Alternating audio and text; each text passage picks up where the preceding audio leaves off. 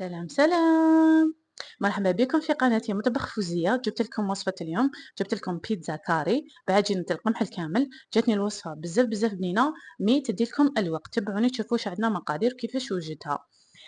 نحتاج مقادير، نحتاج ملعقة كبيرة خميرة الخبز، نزيد معاها كأس حليب يكون دافي ولا ساخن، ونخلوها تخمر لنا في الحليب، يعني نخلوها حوالي 10 دقائق.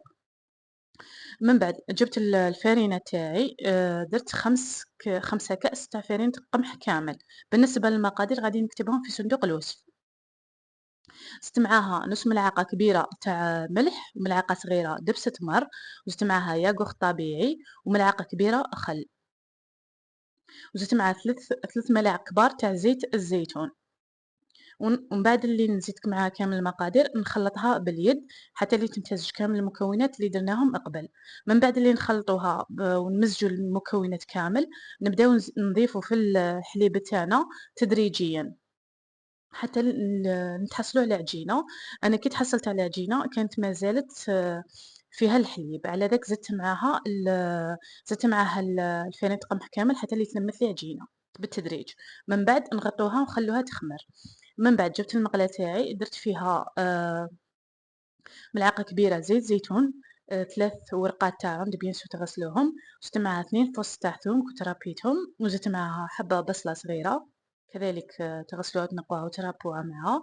من بعد زدت معاهم ملعقة صغيرة ملح وملعقة صغيرة فلفل أسود، وزدت معاهم زعتر، زدت معاهم 2 ملاعق صغار تاع زعتر، وكذلك زدت معاهم 2 ملاعق طماطم صبرا، ونخلوها على نار تتقلى لنا.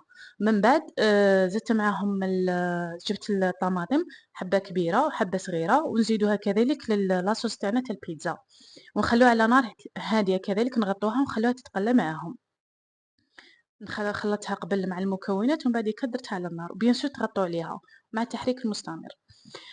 من بعد نحيت العجينة الهواء اللي يكون فيها الداخل، ومن بعد اللي تقلات لنا لاصوص تاعنا زدت معاها حوالي كأس صغير تاع ماء، ونخلوها طيب لنا كيما كتشوفوا كيفاش وجدت لي. من بعد نجيبوا العجينة تاعنا نحلوها بالحلال. من بعد اللي نفتحوها نشكلوها على شكل كاري حساب المول تاعكم اللي تحطوه فيه البيتزا. انا شكلت هذا المول الصغير، درت فيه البيتزا تاعي، ومن بعد زدت معاها لاصوص تاع البيتزا اللي وجدناها، وزدت معاها بالنسبة للحشو اختيار، تقدروا ديروا معاها دجاج، تقدروا ديروا اي حاجة. انا درت معاها فلفلة وبصلة، درت معاها زيتون اسود، وزدت معاها فرماج، وزدت معاها تونة، وزدنا معاها فرماج رابي ودخلناها طيب. هذا الشكل كيفاش خرجت لي. ان شاء الله يعجبكم الفيديو تاع اليوم، متنساوش دعموني بجيم كومنتير بارطاج. خليكم نقول لكم باي باي.